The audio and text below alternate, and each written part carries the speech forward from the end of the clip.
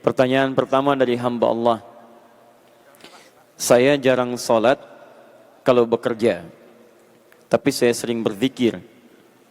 Pertanyaan saya, apakah zikir saya dapat pahala atau tidak? Jadi maksudnya dia zikir tapi tidak sholat. Baik, bagaimana statusnya? Kiai Haji Muhammad Hashim bin Asy'ari Hadratus Syekh pernah menulis 19 kitab. Kitab keduanya disebut dengan Risalah Ahlus Sunnah wal Jamaah. Anda buka di halaman ke-11, paragraf yang ketiga, baris 1 sampai 3, paling kiri sebelah bawah. Ini aliran semacam ini, itu sudah ada di Jawa tahun 1333 Hijrah. Dikenal dengan Abahiyun. Judulnya diberi bab Faslun fi zuhuril bid'ah fi ardi Jawa wal mubtadi'ina fiha wa intisyariha. Pasal tentang datangnya aliran-aliran yang menyimpang di tanah Jawa, penyebarannya dan tokoh-tokohnya. Di antaranya dikenal dengan Abahiyun. Siapa Abahiyun itu?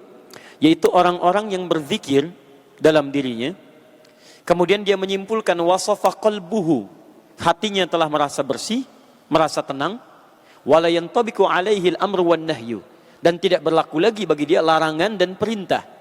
Karena itu orang ini dia sudah merasa enggak usah salat, karena salat itu bagian dari zikir.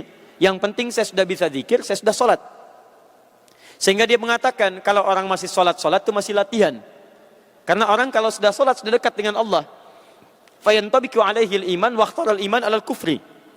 Dia memilih beriman, dia merasa beriman, dia tidak kafir, yang penting dia zikir, dia tidak salat. Kata Syekh Hashim, ini termasuk kepercayaan yang menyimpang, aliran yang menyimpang, dan dikenal kemudian dengan aliran kebatinan. Kebatinan itu zikirnya cuma akhlak saja, yang penting akhlak baik. Zikir dalam diri tidak usah salat. Maka yang seperti ini dianggap bertentangan dengan aliran-aliran, atau dianggap bertentangan dengan nilai-nilai dalam Al-Quran dan Sunnah Rasulullah Sallallahu Alaihi Wasallam. Karena di antara makna zikir itu salat. Jadi kalau anda tidak salat, berarti anda meninggalkan zikir. Ya, Nabi salat, sahabat salat, tabi'in salat, ulama salat. Bahkan semua Nabi salat. Nabi Musa salat, Quran surah ke-20 ayat ke-14. Nabi Isa salat, Quran surah ke-19 ayat 31 sampai 33. Nabi Ismail salat, meminta keluarganya untuk salat. Wa kana ya'muru ahlahu bis salat, Quran surah 19 ayat ke-55. Nabi Ibrahim salat, mendoakan keturunannya supaya salat. Quran surah ke-14 ayat 39, 37 sampai 39. Semua salat. Nah, Nabi, Rasul salat, sahabat salat, tabi'in salat, ulama salat. Antum bukan Nabi, bukan Rasul, bukan tabi'in, bukan sahabat, bukan ulama. Antum tidak salat. Ada sesuatu yang harus kita perbaiki dalam diri kita. Disingkatnya, tidak dibenarkan salat hanya berzikir saja dalam diri kita, tapi harus diwujudkan dalam bentuk gerakan-gerakan ibadah salat. Ya. Boleh berzikir, subhanallah, alhamdulillah, Allahu akbar. Kapan waktunya? Selesai salat. Boleh. Apa dalilnya? Quran surah ke-4 ayat 103. Paling kanan di pertengahan. Fa idza qadaytumus salata fadhkurullaha. Maka jika anda telah tuntas mengerjakan salat, silakan berzikir kepada Allah. Subhanallah, qiyaman wa qu'udan wa ala junubikum. Boleh sambil berdiri, boleh sambil duduk, boleh sambil berbaring. Apa di antara zikirnya? Astaghfirullah, astaghfirullah, astaghfirullah. Allahumma antas salam wa minkas salam tabarakta ya dzal jalali wal ikram. Hadis Muslim, hadis 593. Ya, la ilaha illallah wa la syarikalah, lahul mulku wa lahul hamdu wa ala kulli syai'in qadir. Hadis Muslim, hadis 595. Jadi, saya pertanyaan untuk yang pertama ini tidak diperkenankan. Saya ulang, tidak diperkenankan meninggalkan salat dan mengganti dengan zikir-zikir dengan kalimat thayyibah saja. Bagaimana Ustadz kalau solusinya? Masalahnya saya sulit menemukan waktu salat. Ada beberapa pertanyaan. Pekerjaannya tidak memberikan toleransi untuk menunaikan salat, atau waktu-waktu yang diberikan tidak sesuai dengan waktu-waktu salat. Bagaimana solusinya? Yang pertama, lihat kaidahnya. Awas, lihat baik-baik. Anda pahami dulu teori rizki dalam Al-Quran. Setelah itu baru Anda cari ikhtiar untuk mendapatinya. 1. Quran surah ke-51 ayat ke-22, paling kanan di pertengahan. Wa fis samai rizqukum wa ma tu'adun. Rizki Anda telah dijamin di langit dan dijanjikan akan diberikan. Saya ulang. Wa fis samai, di langit, rizqukum, rizki kalian telah dituliskan. Wa ma tu'adun, dan dijanjikan akan diberikan. Di rizki Anda itu telah diatur, telah ada. Asal Anda mau mengambilnya, maka Allah berikan kepada Anda. Bagaimana cara mengambilnya? Turun Quran surah ke-2 Al-Baqarah ayat 168, paling kanan sebelah bawah. Ya ayyuhan nasu kulu mimma fil ardi halalan thayyiba. Hai manusia, silakan bekerja di dunia, di bumi silakan kerja dengan cara yang halal dan thayyib, dengan cara yang terbaik. Bagi orang beriman, Quran surah kedua ayat 172, paling kiri di pertengahan. Ya ayyuhalladzina amanu kulu min thayyibati ma razaqnakum. Hai orang-orang beriman, silakan cari rezeki, dapatkan rezeki kami telah siapkan. Cuma saat Anda mencari rezeki itu ada turunan yang lainnya. Perhatikan baik-baik, jangan tinggalkan ibadah, tingkatkan takwa. Begitu takwa ditingkatkan, berkah dibuka, rezeki dibuka. Quran surah ke-7 ayat 96. Walau anna ahlal qura amanu wattaqau lafatahna alaihim barakati minas sama'i wal ard. Dimohon maaf, Anda kerja halal, rezeki dapat. Anda kerjakan sholat, rezeki dapat. Rezeki itu telah diatur. Yang belum ada jaminan itu surga antum. Antum meninggalkan sholat, dapat rezeki juga. Tapi kalau antum tidak sholat, akhirat antum bermasalah.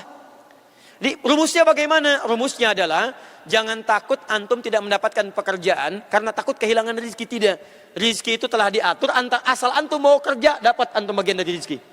Karena itu saran saya, sambil antum mendapatkan pekerjaan yang baik, jalani pekerjaan sekarang, cari pekerjaan-pekerjaan yang tidak menyulitkan Anda untuk mendapatkan sholat. Ayo cari dari sekarang. Kalau sekarang antum bekerja sulit sholat, antum sambil mencari, kemudian cari kemudahan-kemudahan menunaikan sholat. Misal, ada waktu sholat yang dalam kesulitan bisa dijamak, bahkan qasar.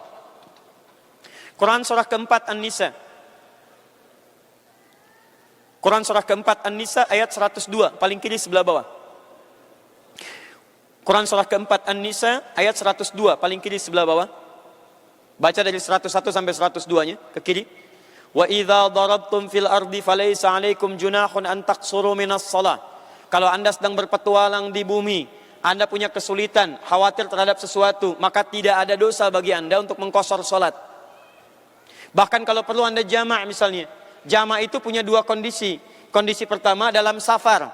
Anda bepergian, ada kondisi yang bisa menjadikan Anda menggabungkan waktu sholat yang boleh dijamak. Gabungkan, jamak itu gabung. Yang boleh digabung 4 waktu sholat. 1 zuhur, 2 asar, 3 maghrib, 4 isya. Zuhur gabungkan dengan asar, maghrib gabungkan dengan isya. Subuh tidak. Karena itu subuh diletakkan jauh dari zuhur, jauh dari isya. Supaya tidak ada kesempatan bagi kita untuk menjamaknya. Zuhur dengan asar, maghrib dengan isya. Kondisi pertama dalam perjalanan. Perjalanan seperti apa? Ya, yang jaraknya melebihi 80 km ada masyaqqahnya. Ada masafah, ada masyaqqah. Masafah itu jarak, masyaqqah itu kesulitan. Maaf, misal Anda dari Busan ke sini ada kesulitan, macet luar biasa. Diprediksi habis waktu asyar, boleh Anda jamak. Bahkan qasar. Yang kedua, ini yang jarang orang ketahui. Ada kondisi boleh dijamak dalam kondisi tidak ada perjalanan, tapi karena kondisi sulit mengerjakan sholat pada saat itu. Misal, maaf, Nabi pernah menjamak sholat tanpa adanya perjalanan. Apa yang terjadi pada saat itu? Ada kondisi angin yang sangat kencang. Ada badai hujan turun. Karena dikhawatirkan dari masjid tidak bisa ke masjid lagi, maka ahli masjid menjamak waktu sholat zuhur dengan asarnya, maghrib dengan isyanya. Ditarik ke kondisi kekinian, misal ada orang dokter, profesinya sedang tindakan misalnya. Diprediksi tindakan dokter itu operasi dari mulai zuhur sampai ke menjelang maghrib, asarnya bisa lewat. Anda nggak bisa tiba-tiba sedang operasi, jantung dibuka, adzan asar berkumandang. Allahu Akbar, Allahu Akbar. Maaf ya, saya mau sholat dulu. Masya Allah. Anda tinggalkan, meninggal pasien ini. Maka Anda boleh tunaikan di waktu zuhur, jamak dengan asarnya. Selesai operasi, kerjakan sholat maghribnya. Anda kerja sekarang, pekerjaan Anda tinggal di satu daerah, sholatnya sulit, kalau ketahuan misalnya bisa bahaya bagi Anda. Maka bagaimana caranya? Anda bisa ambil pertama, 1. Anda cari peluang dulu mencari pekerjaan lain yang memudahkan Anda untuk menunaikan sholat. Sambil mencari itu, kerjakan sholat sesuai dengan kemudahannya. Misal, Anda punya waktu 5 menit untuk mengerjakan sholat. Anda permisi dari situ, cari ruangan, kerjakan sholat, jamaah dengan asarnya. Atau Anda dapatkan asarnya, zuhurnya susah, dapatkan asarnya. Anda kerjakan masuk di waktu asar, jamaah dengan zuhurnya. Demikian maghribnya, demikian isyanya. Kalau memang pekerjaan Anda sama sekali tidak bisa menunaikan sholat di sana, maka saran saya, hijrah Anda, cari pekerjaan lain yang membuatkan Anda mudah menunaikan sholat. Demi Allah saya katakan, rizki Anda sudah diatur. Asal Anda mau gerak, rizki datang. Tapi surga Anda belum dijamin. Itu masalahnya. Jadi sambil mencari pekerjaan, Anda bisa kerjakan untuk menunaikan salat jamaahnya. Kalau sudah dapatkan pekerjaan yang baik, Anda dapati itu, dan semoga Allah memudahkan keadaan Anda insyaallah. Waalaikumsalam warahmatullahi wabarakatuh. Ustaz, minta solusi bagaimana berhijrah dari istri satu menuju istri dua. Wah, biasa. Masya Allah. Ini sih bukan hijrah, bilang aja poligami gitu kan. Quran surah keempat ayat yang ketiga. Ibu boleh tutup mata dulu ya.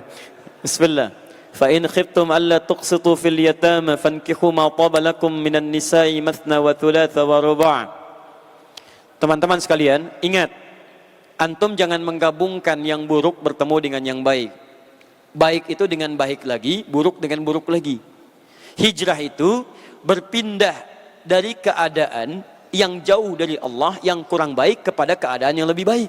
Hijrah namanya. Jadi kalau antum hijrah dari istri pertama menuju istri kedua untuk poligami, artinya istri pertama kurang baik. Antum cari yang lebih baik istri yang kedua. Itu artinya antum berpisah dengan istri pertama, masuk istri kedua. Kalau yang dimaksud poligami, maka yang pertama, lihat baik-baik. Jazakallahu khair. Hukum poligami itu sama dengan hukum pernikahan yang monogami. Sama-sama disunnahkan dalam Al-Quran. Yang kedua, hukum kesunahannya sama-sama diikat dengan syarat dan ketentuan. Di nikah monogami ada syarat ketentuan berlaku, nikah poligami ada syarat ketentuan berlaku. Antum tidak memenuhi syarat ini, maka tidak dianjurkan oleh Al-Quran, bahkan tidak berlaku kemudian ketentuan hukumnya. Contoh, nikah monogami itu dibagi pada beberapa bagian oleh para ulama. Ada nikah wajib kalau sudah terpenuhi semua syaratnya dan dikhawatirkan kalau tidak menikah berbahaya untuk antum. Wajib menikah. Dua, ada hukumnya sunnah. Terpenuhi syaratnya, syahwat masih tertahan, diarahkan untuk kemudian antum bisa menikah, hukumnya sunnah. Tiga, mubah, itu yang standar. Empat, makruh. Kalau dengan menikah ada sifat-sifat kurang baik diwariskan kepada istri. Kelima, bisa haram. Awas, ada orang haram menikah. Kapan diharamkan baginya menikah? Kalau ternyata dia punya sifat-sifat yang buruk ketika menikah, bisa berbuat buruk bagi pasangannya. Misal, bisa menzalimi pasangan, bisa menganiaya pasangan, dia diharamkan menikah sampai selesai dulu perbuatan buruknya, itu bisa diatasi. Poligami sama, dia punya syarat. Apa di antara syaratnya? Quran surah keempat ayat yang ketiga. Syarat yang pertama, jika memang dengan berpoligami itu, pertama, bisa menambah nilai-nilai ibadah yang bisa dirembukan dengan istri terlebih dahulu. Contoh, zaman Nabi, orang-orang yang menikah dengan monogami dimotivasi untuk poligami.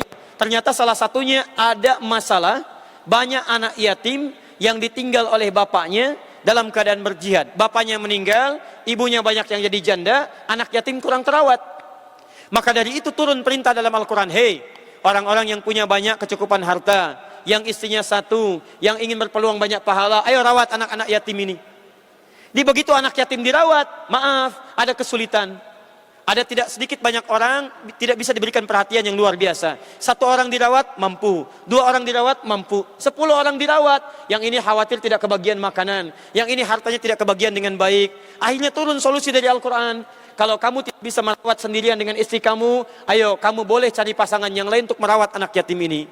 Turun ayat, mathna wa thulatha wa ruba'. Cari pasangan untuk teman kamu yang perempuan. Cari yang kedua, cari yang ketiga, cari yang keempat. 2, 3, 4 ini bukan untuk melampiaskan hasrat seksual, bukan. Tapi supaya meningkatkan ibadah dengan cara merawat anak-anak yatim. Ada misi dakwah di situ.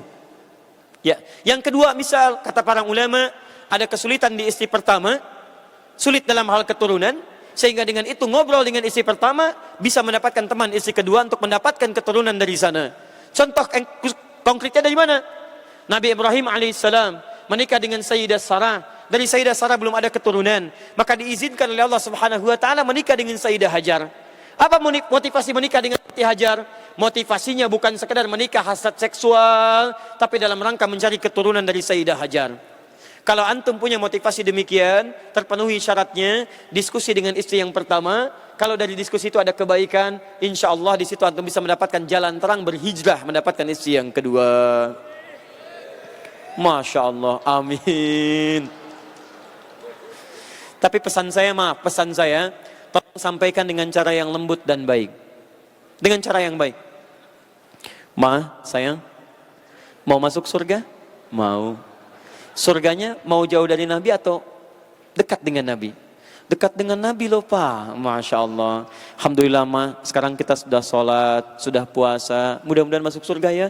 Iya. Tapi kata Nabi, ana wa kafilul yatimi kahataini fil jannah. Saya dan perawat anak yatim sedekat ini di surga. Mau sedekat itu di surga? Mau Pak. Yuk kita rawat anak yatim. Masya Allah. Ayo Pak, boleh kumpulkan. Langsung bawa 30 orang ke rumah. Begitu bawa 30 orang, Mama, Pak, Mama kan gak kuat merawat 30 orang. Ada mah rumusnya dalam Al-Quran. Mama ingin mempraktikkan Al-Quran? Mau Pak. Masya Allah. Buka An-Nisa ayat yang ketiga. Fa in khiftum ma tabalakum minan nisa masna wa thulatha wa ruba. Ma, dalam rangka menunaikan perintah Allah merawat anak yatim, ayo kita ke surga. Gimana caranya, Mbah? Cari mamah teman satu lagi. Kalau tidak cukup, cari 2 lagi. Kan gak enak Pak kalau di rumah, itu kan bukan mahram. Ayo kita jadikan mahram kita di keluarga. Masya Allah. Maksudnya poligami Pak? Iya, langkahi dulu mayat mama. Masya Allah. Cara yang baik, cara yang baik. Jadi begitu masuk dengan cara yang baik, insya Allah ada kemudahan di dalamnya. Ustaz, apa hukumnya berkuliah di kampus milik agama orang lain? Boleh? Yang tidak boleh itu pindah agama ke agama orang lain. Boleh. Dalam perang Badar apa dalilnya? Dalam perang Badar teman-teman sekalian ditangkap beberapa orang, ketika ditawan Nabi meminta dia mengajar. Non muslim mengajar orang Islam. Maka saat itu ada yang belajar dari orang-orang Yahudi, ada yang belajar bahasa Yunani, ada yang belajar bahasa Persia, ada yang belajar hitungan, yang mengajarkan non muslim, yang belajar orang Islam. Jadi boleh kita mengambil faidah dari non muslim dalam hal keduniaan kita, yang tidak boleh mencampur adukan agama dan ikut ibadah orang non muslim. Pernah terjadi sekelompok non-muslim datang kepada Nabi malam-malam hari. Utusan-utusan. Mereka mengatakan, ya Muhammad, kita memang beda. Tapi jangan sampai perbedaan ini membuat kita berselisih. Kita gantian saja ibadah. Malam ini kami nyembah Tuhan kamu, besok kamu nyembah Tuhan kita. Turun satu surah disebut Al-Kafirun. Ujung ayatnya mengatakan, lakum dinukum. Jadi kalau teman-teman diajak mengunjungi tempat ibadah, diajak ikut-ikutan, sampaikan, kami sangat menghormati, kami sangat toleran, mari kita saling berkasih sayang dalam urusan dunia. Cuman untuk ibadah kami tidak ingin ganggu. Kami duduk saja di sini, silahkan Anda ibadah. Setelah selesai mari kita berkawan kembali. Tapi dalam urusan dunia ingat, bukan hanya belajar, belajar boleh, bahkan Anda punya makanan bagi. Bagi, itu sunnah. Pernah dengar hadis ini? Siapa yang masak makanan, baunya sampai pada tetangganya, maka bagikan tetangganya walaupun cuma kuahnya. Baca sampai selesai hadisnya. Yang dimaksud bagi walaupun cuma kuahnya, bukan bagi kuahnya aja. Anda masak sotonya, Anda bagi kuahnya pada orang lain, tidak. Maksudnya, sekalipun yang dimasak cuma kuahnya, bagi kuahnya pada orang lain supaya dia tidak suudzon pada Anda. Tapi apakah hadis itu mengatakan kalau tetangga Anda non muslim? Tidak. Anda tinggal di apartemen, Anda tinggal di rumah, samping Anda orang Korea non-muslim, Anda masak makanan, bagikan kepada dia. Begitu dia terima, dia katakan, aduh kamu baik sekali. Jawab, bukan baik, tapi ini Allah Tuhan saya memerintahkan saya untuk berbagi. Sampaikan. Besoknya Anda masak sayuran, masak bagikan. Begitu dibagikan, Masya Allah, dia katakan, kok kamu baik sekali, kemarin dikasih, sekarang dikasih. Sampaikan, Islam agama saya, Rasul saya mengajarkan saya untuk berbagi. Besoknya Anda belum ngasih, dia ketok rumah. Dia ketok, Pak, Allah belum kasih berbagi hari ini. Masya Allah. Sampaikan, hari ini Allah perintahkan saya untuk berbagi bersama Anda. Datang, masak bareng-bareng, sampaikan nilai keislaman. Islam itu indah. Belajar di tempat non-muslim, boleh. Masak berbagi, boleh. Dalam urusan dunia, boleh. Yang tidak boleh mencampur adukan keyakinan dalam urusan ibadah. Ya. Tayyib. Saya teruskan sini dulu. Apakah boleh mengganti sholat Jumat dengan sholat zuhur 4 rakaat? Bagaimana hukumnya? Mengganti sholat Jumat dibolehkan dengan sholat zuhur jika memang tidak memungkinkan menunaikan sholat Jumat secara hukum syar'i. Misal, Anda dalam perjalanan safar, Anda dalam kesulitan yang tidak memungkinkan menunaikan sholat Jumat, maka Anda dibolehkan, bahkan diwajibkan mengganti Jumatnya dengan menunaikan sholat zuhurnya. Tunaikan 4 rakaat, itu hukumnya sah. Sah hukumnya. Nabi SAW dalam safarnya tidak menunaikan sholat Jumat. Yang beliau tunaikan sholat zuhurnya. Atau Anda dalam kesulitan misalnya, dalam keadaan khauf. Ya khauf, kesulitan. Ada ketakutan. Ada kena bencana, tidak bisa keluar, nggak bisa ke masjid. Ada kena banjir, ada badai. ada dingin yang sangat luar biasa, nggak bisa Anda ke masjid misalnya, Anda tunaikan sholat zuhur di rumah sebagai ganti sholat zuhurnya, sah dilakukan. Ya. Tapi mohon maaf, kalau urusannya kembali kepada pekerjaan yang menjadikan Anda tidak bisa Jumat lagi, tidak bisa Jumat lagi, tidak bisa Jumat lagi, saran saya, sambil bekerja sekarang, cari pekerjaan lain yang bisa memudahkan Anda sholat Jumat. Sekali lagi, rizki Anda sudah diatur oleh Allah. Jangan takut kehilangan rizki. Hadisnya sahih, sebelum Anda meninggal, semua rizki Anda akan diberikan kepada Anda. Anda sholat, Anda tidak sholat, rizki Anda diberikan. Tapi celakanya kalau Anda tidak sholat, maaf, Anda tidak sholat, akhirat Anda belum terjamin. Rizki Anda sudah dijamin, tapi surga Anda belum dijamin. Orang tidak sholat, tidak dapat rizki. Anda sholat, dapat rizki. Tapi persoalannya, yang sholat dapat surga, yang tidak sholat, belum jelas surganya. Anda tinggal pilih saja. Mana pilihannya? Miskin dunia, kaya akhirat, atau kaya dunia, miskin akhirat? 1 atau 2? 3. Kaya dunia, kaya akhirat. Luar biasa. Bagaimana sebaik-baiknya doa bagi almarhumah ibu? Quran surah ke-17 ayat 23, paling kiri di pertengahan. Ya. Sampai ayat 24-nya. Wa qadara rabbuka alla ta'budu illa iyyahu wa bil walidaini ihsana. Imma yablughanna indakal kibara ahaduhuma aw kilahuma fala taqul lahumā uffin wa la tanharhumā qawlan karima wakhfid lahumā janāha adh-dhulli wa qul, dan katakan wa qur rabbirhamhuma kama rabbayani shaghira. Anda boleh katakan Allahumma arhamhuma kama rabbayani shaghira. Allahumma arham ummi, ya Allah tolong rahmati ibunda saya. Anda boleh mohonkan istighfar untuk ibunda Anda. Allahumma ighfir laha warhamha wa'fu anha wa'afiha wa'fu anha. Hadis riwayat Imam Al-Bukhari di kitabnya Al-Adabul Mufrad, nomor hadis 48, paling kanan sebelah atas. Ketika seorang anak beristighfar untuk bapaknya, ibunya yang ada di alam kuburnya, farufi'at lahu darajah, diangkat di alam kuburnya 1 derajat. Maka dia bertanya, mayatnya bertanya, ya Rabb ma hadhihi? Ya Allah, saya enggak biasa, kok saya diangkat di alam kubur ini? Kenapa saya diberi cahaya? Dijawab kemudian oleh Allah, hadhihi istighfarun. Ini kalimat permohonan ampun yang dimohonkan oleh anakmu untukmu saat ini. Jadi anaknya masih hidup, kemudian bermohon kepada Allah ampunan bagi ibu bapaknya, ketika dimohonkan diangkat derajatnya di alam kubur 1 derajat oleh Allah Subhanahu wa taala. Di dalilnya ada, Qur'annya ada, hadisnya ada. Kalau orang tua antum belum meninggal di atas 40 tahun, maka doanya diatur di Quran surah ke-46 ayat ke-15, paling kiri sebelah atas. Rabbi auzi'ni an ashkura ni'mataka allati an'amta 'alayya wa 'ala walidayya wa 'ala walidayya wa an a'mala shalihan tardah. Baik. Bagaimana istri yang sering minta duit, Pak Ustaz? Masya Allah. Artinya dia normal. Karena tugas suami mencari nafkah, tugas istri minta duit dari nafkahnya. Dalilnya Quran surah ke-4 ayat 34, paling kiri sebelah atas. Ar-rijalu qawwamuna 'alan nisa bima faddalallahu ba'dahum 'ala ba'din wa bima anfaqu min amwalihim. Bima anfaqu min amwalihim. Ciri suami soleh adalah ciri suami yang mau berinfak kepada istrinya.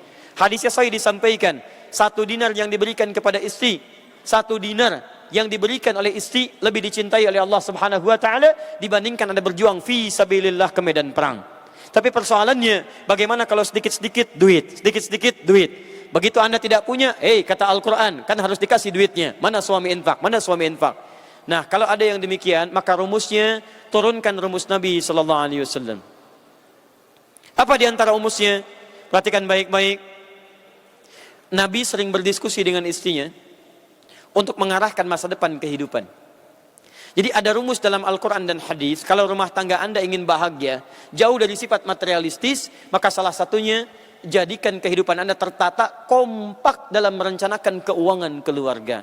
Jadi kalau sudah berkeluarga itu, Anda laki-laki mencari, istri menerima. Tapi yang jadi masalah adalah jangan sampai ada prinsip harta suami, harta istri, itu tidak dibenarkan.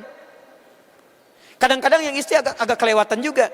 Harta suami punya saya, harta saya punya saya. Tidak, setelah Anda berumah tangga, harta dikumpulkan, lihat prinsipnya, perhatikan. Quran surah ke-28 ayat ke-7, paling kiri sebelah bawah. Ini diskusi yang pertama. Wabtaghi fima ataqallahu daral akhirah wala tansa nasibaka minad dunya. Saya titipkan harta kepada Anda untuk mencari peluang surga. Tapi jangan lupakan urusan dunianya. Jadi kalau Anda sudah bekerja dapat penghasilan, lihat baik-baik, kumpul dengan istri, buat peta. Mah, kita kan mau ke surga ya? Iya Pak. Surganya yang mana? Firdaus, Pak. Apa ciri penghuni surga Firdaus? Quran surah ke-23 ayat 1 sampai ayat 11. Apa cirinya? Qad aflahal mu'minun alladzina hum fi salatihim khashi'un. Salatnya khusyuk, salat khusyuk. Lizakati fa'ilun, zakat keluarkan. Anil lagwi mu'ridun, jangan kerjakan yang sia-sia. Dari sini bikin peta hidup. Salat kita mesti khusyuk. Anak-anak kita mesti bajus belajarnya. Kita harus punya musola. Ayo kita bangun rumah yang ada musolanya. Ayo kita undang ustadz untuk mengajarkan cara salat yang khusyuk. Ayo cari pekerjaan yang tidak meninggalkan salat. Jadi ketika Anda mendapatkan istri yang baik, kemudian dapat pekerjaan yang baik, diskusi dengan istri bagaimana cara harta itu bisa mengantarkan Anda ke surga. Kalau istri diberikan tarbiyah yang baik, Anda punya tarbiyah yang baik, dijelaskan kepadanya dengan baik, dengan izin Allah Subhanahu wa taala akan terjadi ketentraman di rumah dan mendapatkan anugerah terbaik untuk mengantarkan harta itu ke surga Anda insyaallah. Jadi maaf, singkatnya pertama, berikan pemahaman dulu kepada istri bagaimana cara menggunakan harta itu dengan baik. Jangan royal dalam kehidupan rumah tangga. Ya, di masalahnya kadang-kadang Anda tidak memberikan perhatian kepada istri sehingga istri menuntut perhatian lebih daripada Anda. Mama ingin uang atau ingin surga? Ingin uang dan surga, Pak. Baik, kalau gitu mulai hari ini mari kita jadikan uang kita mengantarkan kita ke surga. Papa yang cari uang, mama yang mengatur uang itu ke surga. Buka Quran surah ketiga ayat 35 sampai dengan 37. Di situ ada rumus bagaimana Imran dengan Hannah kompak mendidik Maryam, cari guru yang baik namanya Zakaria, tempat yang baik namanya mihrab, dan uangnya diarahkan untuk mendapatkan keluarga yang soleh. Saking solehnya diabadikan di Quran disebut keluarga Imran. Surah yang ketiga Ali Imran. Baik, menuju ke situ Anda berdoa dulu ya. Berdoa kepada Allah Subhanahu wa taala supaya hati istri Anda dilembutkan oleh Allah Subhanahu wa taala. Pak Ustadz, bagaimana salat dan tahajud sebelum tidur? Tahajud itu waktunya setelah bangun dari tidur. Kalau sebelum tidur disebut dengan qiyamul lail. Dalilnya Quran surah ke-73 ayat yang ke-6. Inna nasyi'atal laili hiya ashaddu wat'an wa aqwamu qila. Bangun malam. Jadi kalau Anda misalnya bangun malam sebelum tidur Anda salat 2 rakaat, 4 rakaat, 6 rakaat, 10 rakaat, witir 1, 20 rakaat, witir 3. Itu disebut dengan qiyamul lail. Kalau Anda ingin tahajud, tunaikan setelah tidur. Tidur dulu, setelah Anda tidur, kemudian malamnya bangun, saat Anda bangun itulah kemudian disebut dengan tahajud. Tahajud asal dari kata hajada. Hajada itu aktivitas yang ditunaikan setelah Anda tidur terlebih dahulu. Kalau Anda bangun disebut dengan tahajud. Turun ayat Quran surah ke-17 ayat 79. Paling kiri sebelah atas. Wa minal laili fatahajjad bi. Dari sementara malam silahkan tidur dulu, malamnya bangun tunaikan tahajud. Bagaimana cara menunaikannya? Buka hadis riwayat Muslim nomor hadis 749. Kalau Anda belum pernah tahajud maka tunaikan 2 rakaat dulu. Ya, perhatikan ayatnya, perhatikan hadisnya. Salatul laili masna masna. Salat malam itu tunaikan 2 rakaat. Wa idza khasyya ahadukumul fajra falyutir rakatan wahidah. Kalau khawatir fajar akan segera tiba, maka segera tutup dengan 1 rakaat. Allah Ta'ala alam bissawab. Saya mau bertanya tentang hadis bahwa Nabi Muhammad SAW berlepas diri bagi orang yang bermukim di daerah orang yang musyrik. Apakah TKI Korea termasuk dalam hadis ini? Tidak. Anda kalau baca hadis mesti hati-hati. Bukankah Ja'far bin Abdul Muttalib radhiyallahu ta'ala anhu, sahabat-sahabat Nabi hijrah ke Habasyah? Bukankah di Habasyah saat dia mukim negerinya musyrik? Bukankah setelah itu dia berdakwah dengan dakwah Habasyah masuk Islam rajanya, Raja Najasyi? Bukankah Nabi SAW datang ke Madinah? Bukankah di Madinah pada saat itu belum muslim semuanya? Bukankah sebagian sahabat Nabi ada yang berdakwah sampai dengan ke Afrika Utara? Sebagiannya masih musyrik, mereka masuk Islam. Tidak demikian cara membaca hadis. Maksudnya Nabi berlepas diri dari orang-orang yang tinggal sengaja di tempat orang musyrik yang jauh dari Allah, yang tidak memberikan kesempatan ibadah, yang dia tidak mau berhijrah dari situ. Dia jadikan alasan karena dia bisa tinggal di situ tapi dia tidak bisa ibadah. Nah, pada yang seperti ini Nabi SAW berlepas diri dari kehidupannya. Ya, sekali lagi, yang dimaksud hadis itu adalah tinggal di lingkungan orang musyrik, tidak bisa ibadah, tapi dia tidak mau hijrah, tidak mau mencari tempat lebih baik untuk menunaikan ibadah. Maka yang seperti ini Nabi berlepas diri dari kehidupannya. Dan di akhirat nanti akan disiksa di neraka dan ditanya oleh malaikat, kenapa kamu tidak hijrah? Itu ada di Quran surah keempat ayat 97 sampai 98, paling kiri di pertengahan. Ini sudah dijawab. Apa keutamaan seorang laki-laki sholat di masjid? Banyak keutamaannya. Pertama di hadis Muslim, masjidnya saja Anda datang dapat 25 kebaikan. 25 itu jarak satu ke dua 500 tahun, dua ke tiga 500 tahun, tiga ke empat 500 tahun. Kemudian Anda berangkat dari rumah, Anda berwudu. Saat Anda berwudu sampai ke masjid, maka saat itu Anda dihapuskan semua kesalahan-kesalahan yang kecil-kecil yang dikerjakan sampai Anda berwudu datang ke masjid itu. Yang ketiga, masuk masjidnya Anda mendapatkan pahala lebih daripada orang biasa. Kemudian Anda duduknya dihitung sebagai itikaf kalau diniatkan itikaf. Yang keempatnya, sholat jamaahnya 27 kali nilainya dibandingkan dengan sholat sendirian. Kemudian setiap zikirnya dihitung lebih daripada zikir orang lain. Dan yang terakhir, ini yang paling hebat, Anda dipercepat dikabulkan doanya sepanjang bermohon kebaikan kepada Allah Subhanahu wa taala. Masjid. Yang terakhir, Anda berpeluang mendapatkan hidayah Allah Subhanahu wa taala. Di Quran surah ke-9 ayat ke-18. Apa ancaman bagi orang yang sholat di masjid? Tidak ada ancamannya. Yang ada adalah orang yang menghambat orang sholat di masjid. Itu ada ancamannya di Quran surah kedua Al-Baqarah ayat 114.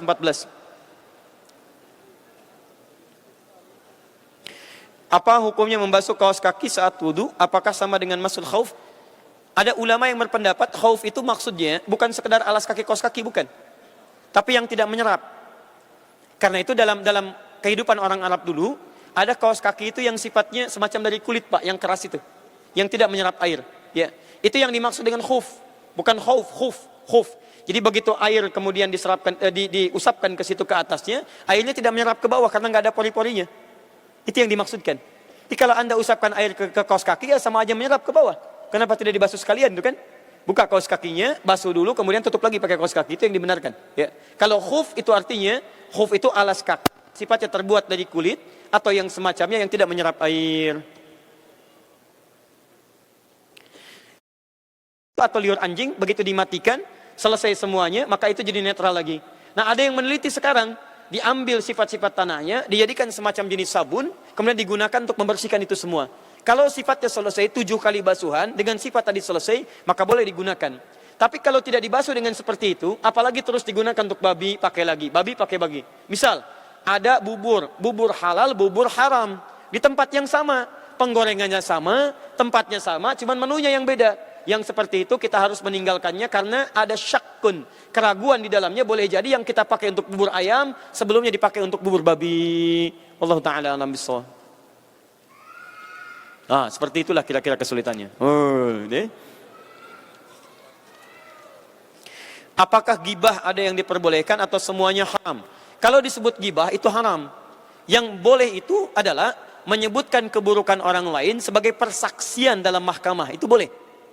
Misal, ada seorang misalnya diangkat jadi saksi, ingin diminta pembuktian tentang keburukan orang yang sedang akan dihukum terdakwa. Menurut saudara saksi, bagaimana sifat terdakwa itu saat melakukan keburukan? Maaf Pak Hakim, saya tidak bisa menjawab. Itu gibah, dosa Pak Hakim. Gak bisa. Kalau kesaksian tidak bisa diungkap, maka perbuatan buruk tidak bisa dibuktikan. Yang seperti itu boleh. Tapi kalau seperti mengungkap keburukan orang lain tidak dalam tempat yang dibenarkan, itu hukumnya gibah, haram hukumnya. Orang gibah di akhirat nanti akan dibangkitkan oleh Allah, kemudian setiap kalimat gibahnya akan diciptakan orang yang digibahkan dari kalimatnya. Kepalanya, lehernya, badannya sampai kakinya. Setelah itu dibuat bangkai dan hukumannya diminta memakan bangkainya. Allahu a'lam. Umumnya kami di sini bekerja di Korea, 1 pekan siang, 1 pekan malam. Alhamdulillah di sela-sela kami bekerja diberikan kesempatan untuk sholat. Tapi dalam 2 pekan kami hanya bisa sholat Jumat 1 kali ketika kerja malam hari. Yang menjadi pertanyaan kami, ketika kerja pada siang hari tidak dapat sholat Jumat, bagaimana hukumnya Ustaz? Apa di sini ada uzur syar'inya? Tadi saya terangkan kepada Anda, kalau Anda bisa mendapati pekerjaan yang memudahkan Jumat itu yang terbaik. Tapi kalau Anda tidak memungkinkan mengerjakannya, dalam batas ma'dzur, ya diberikan maaf oleh syar'i, tidak selamanya. Anda dalam rangka mencari pekerjaan, Anda diberikan maaf di sini. Tapi tidak boleh ini berlanjut keseringan, terus-terusan, ya. Karena Jumat itu wajib bagi setiap kita. Yang seperti ini sudah ada di Quran, dijelaskan sejak zaman Nabi. Quran surah ke-62 ayat ke-11. Paling kiri di pertengahan. Wa idza ra'au tijaratan aw lahwan faddu ilaika wa tarakuka qa'ima. Qul ma indallahi khairum minal lahwi wa minat tijarah wallahu khairur razikin. Muhammad, pernah ada orang di masa Nabi sedang khutbah Jumat, tiba-tiba orang-orang keluar untuk bekerja dan mengambil diskon dari barang dagangan. Ditinggalkan Nabi jumlahnya 12. Cuma 12 orang yang tinggal di masjid. Saat itulah turun ayat, kata Allah, lihat baik-baik ayatnya. Qul ma indallahi khairum minal lahwi wa minat tijarah. Muhammad, katakan pada orang-orang yang memilih pekerjaannya dibandingkan Jumatannya. Kata Allah, lihat baik-baik.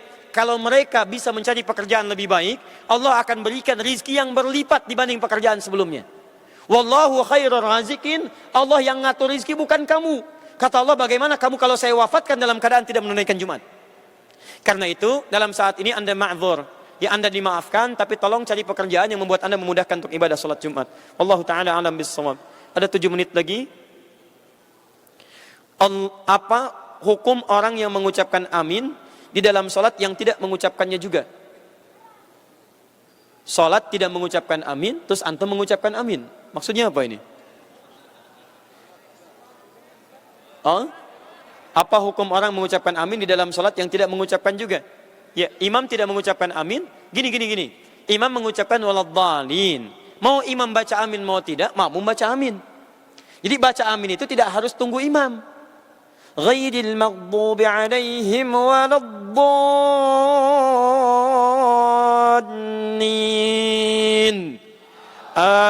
Amin. Tidak harus tunggu imam. Antum diam aja, imamnya juga bingung. Pak Amin, kenapa nggak amin? Ente belum amin. Masya Allah, batal semua salatnya. Sampingnya bilang, hei jangan ngobrol, batalkan salat. Untung saya nggak ngobrol, kata yang satu, semua batal salatnya. Jadi kalau imam baca waladhdallin tidak harus tunggu imam. Imam baca silent aminnya, ada amin silent, sirkan amin. Ada dikeraskan amin. Mau imam baca kencang atau tidak, tetap makmum baca amin. Dan dengan kuasa Allah kita bisa kompak dalam amin. Itu isyarat salatnya kompak, hidupnya pun mesti kompak. Silahkan cek, imam suara rendah, makmumnya rendah, cek. Ghairil maghdubi alaihim waladdallin.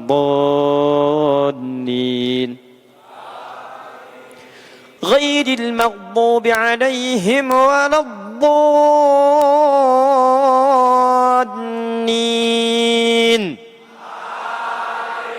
Tuh, Masya Allah. Tidak ada imam rendah, makmumnya tinggi. Ghairil maghdubi alaihim waladdallin.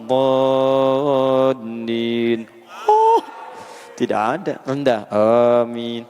Kalau antum dalam sholat bisa kompak, kenapa dalam hidup tidak bisa kompak? Baik, 5 menit lagi. Bagaimana jika berniat menghafal Quran, belum hafal Quran, tapi ajal lebih dahulu menjemput? Apakah nanti kita bisa memberikan mahkota kepada kedua orang tua di akhirat nanti? Hadis riwayat Al-Bukhari nomor hadis yang pertama dari Umar bin Khattab. Innamal a'malu bin niat. Semua pekerjaan kita dituliskan berdasarkan niatnya. Jadi kalau antum sudah berniat, kemudian antum ingin melakukannya, maka dengan niat itu pahala dituliskan. Apa pahalanya? Sesuai dengan niat antum. Misal, Anda ingin jadi berniat sebagai penghafal Quran. Saat Anda menghafal Quran, baru sedang dimulai, Quran belum hafal, tiba-tiba Anda meninggal dunia. Maka Anda akan diwafatkan dalam keadaan sebagai penghafal Al-Quran. Apa pahala penghafal Al-Quran? Quran surah ke-35 ayat 33, paling kiri sebelah atas. Yuhallawna fiha min asawir. Akan dipakaikan kepadanya mahkota kehormatan plus jubah kehormatan. Setelah dipakaikan, At-Tirmidzi nomor hadis 2915. Dipanggil orang tuanya, kalau orang tuanya beriman dan soleh. Dipanggil orang tuanya, kemudian dipakaikan mahkota di kepala kedua orang tuanya. Dan diajak masuk ke dalam surga. Apa dalilnya? Quran surah ke-23, Quran surah ke-13 ayat 23 sampai 24. Jannatu adnin yadkhulunaha. Kemudian mereka masuk ke surga Aden. Saat masuk itu, waman sholaha min abaihim. Orang-orang bapaknya yang soleh ditarik. Wa azwajihim, pasangannya yang soleh ditarik. Jadi kalau suaminya hafal Quran, istrinya dibawa masuk surga. Ya, kalau istrinya hafal Quran, suami dibawa masuk surga. Kemudian wa dzurriyyatihim, cucu-cucunya, anak-anaknya cucu dibawa semua masuk ke surga. Masuk dia ke surga disambut oleh malaikat. Wal malaikatu yadkhuluna min kulli babin salamun alaikum bima sabartum. Malaikat masuk ke dalam surga menyambut mereka mengatakan selamat saat di dunia Anda telah sabar bisa masuk ke dalam surga Aden ini. Saya bermohon pada Allah Subhanahu wa taala semoga Anda semua termasuk dalam bagian demikian insyaallah. Ustaz, kalau misal jual beli mata uang asing hukumnya bagaimana? Contoh beli dolar terus disimpan dan menjualnya kapan saja sesuai keinginan kita, boleh. Yang tidak boleh itu yang senilai. Rupiah tukar rupiah, won tukar won. Ya, dolar tukar dolar itu nggak boleh. Ada riba di situ. Tapi kalau dipisahkan dolar misalnya, antum tukar dolar dengan rupiah itu boleh. Yang tidak sejenis. Ya, tidak sejenis boleh. Walaupun sama-sama mata uang, yang dilihat bukan mata uangnya. Yang dilihat perbedaan jenisnya, nilai tukar yang berbeda. Sah. Seperti antum nyimpan won, datang orang misalnya travel ke Korea, antum tukar dari situ. Anda dengan rupiah, saya dengan won misalnya. Do you want won? Won, I want won ya. Begitu dia mendapatkan won, antum berikan wonnya, dia dapatkan rupiahnya. Itu sah dilakukan. Boleh. Ustaz, saya kenapa ketika saya, oh ini mohon maaf ya, ini bukan tulisannya yang kurang jelas, sayanya yang kurang bisa baca ya. Saya coba pelajari dulu sampai malam ini, insya Allah besok saya jawab. Ini sudah. Oh, kesucian dari piring bekas makanan orang Korea di pabrik keseharian waktu makan. Lihat orang Koreanya makan apa? Kalau antum kemudian mendapatkan keraguan di situ, maka setiap yang ragu itu al-yaqinu la yuzalu bisyakki, kaidah usul fikihnya. Hadirkan keyakinan, kalau yakinnya itu kotor dari bekas babinya, maka antum jangan gunakan itu. Antum gunakan tempat-tempat alas-alas yang baik yang tidak bercampur dengan makanan yang haram. Kalau antum yakin bersih baik, maka antum boleh gunakan. Tapi kalau sudah tahu dia dipakai makan babi, antum tidak boleh gunakan lagi. Kecuali antum bersihkan dengan syarat-syarat yang tadi disebutkan. Ini seperti sederhana ya, tapi ingat baik-baik ya, perhatikan baik-baik. Sudah ada penelitian, termasuk di Malaysia, disebutkan bahwa ketika seseorang mengkonsumsi yang haram semacam babi, masuk ke dalam tubuhnya, maka akan terjadi dua hal dalam tubuhnya. Satu, sistem tubuhnya itu akan berubah, terganggu. Dia ada masuk zat asing, kemudian berpengaruh ke dalam sistem tubuh. Salah satu yang dahsyatnya, ini yang paling dahsyat, akan mengganggu sistem spiritualnya, sehingga muncul rasa malas untuk beribadah kepada Allah Subhanahu wa taala. Ini sudah dibuktikan. Begitu makanan yang haram masuk, tiba-tiba terjadi suatu proses dalam tubuhnya, metabolisme tubuhnya, tiba-tiba ada rasa malas untuk ibadah. Makanya silakan antum cek, orang yang keseringan makan babi, menggunakan yang haram-haram, ketika yang haram masuk, maka yang baik-baik akan keluar dari dalam dirinya. Antum gunakan yang haram misalnya, yang haram masuk, ibadah susah, baca Quran sulit dan sebagainya, itu sudah ada hadisnya. Sudah ada hadisnya. Jazakumullah khair. Bagaimana sifat neraka bagi orang kafir dan orang munafik, dan minta dijelaskan suatu hari di akhirat sama dengan 1000 tahun di dunia. Quran surah keempat ayat 140 paling kiri sebelah bawah. Wa qad nazzala 'alaikum fil kitabi an idza sami'tum ayatillahi yukfaru biha wa yustahza'u biha fala taqudu ma'hum hatta yakhudhu fi haditsin ghairihi. Innakum idzam mithluh innallaha jami'ul munafiqina wal kafirina fi jahannama jami'an. Orang munafik, orang kafir letaknya di neraka jahanam. Bagaimana kondisi neraka jahanam? Maaf, belum masuk sudah tercium baunya. Masuk ke alam kubur ditampakkan dari pagi sampai petang. Dalilnya Quran surah ke-40 ayat ke-46. An-naru yu'raduna 'alaiha ghuduwan wa 'ashiyya. Neraka jahanam ditampakkan di alam kubur dari pagi sampai petang. Pagi sampai petang. Bagaimana dalilnya 1000 sehari sama dengan 1000 tahun? Quran surah ke-32 ayat yang kelima. Fi yaumin kana miqdaru alfa sanati mimma ta'udun. Seharinya sama dengan 1000 tahun. Neraka paling ringannya itu ada di Quran surah ke-4 ayat 56, paling kanan sebelah atas. Innal ladzina kafaru bi ayatina sawfa nuslihim nara kullama nadijat juluduhum badalnahum juludan ghairaha liyadzuqul adzab. Yang paling ringan ditarik ubun-ubunnya dicelupkan ke neraka, itu seperti bikin teh celup. Tahu teh celup? Celup, angkat, celup, angkat, celup, angkat. Dicelupkan kullama nadijat juluduhum. Setiap dicelupkan hancur semua kulitnya sampai tubuh-tubuhnya. Badalnahum juludan ghairaha. Diangkat lagi, sembuh lagi. Celup, angkat, celup, angkat, celup, angkat. Seharinya 1000 tahun. 1 detiknya 48 hari. Jadi kalau ada masuk neraka yang biasa, neraka biasa, hancur semua tubuh, 1 detiknya rasanya 48 hari. Neraka jahanam belum masuk sudah kecium. Kalau mau coba silakan aja. Sebentar, ada